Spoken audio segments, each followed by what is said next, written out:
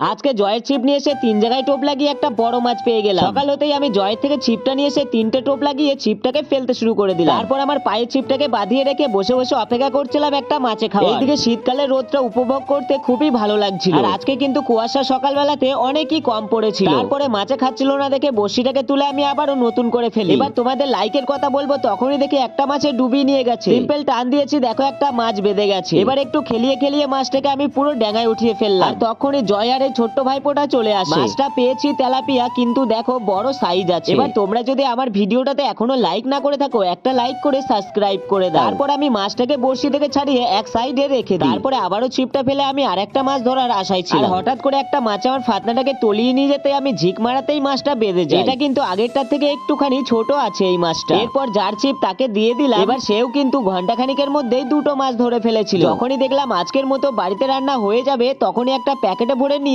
বাড়ি চলে এলাম।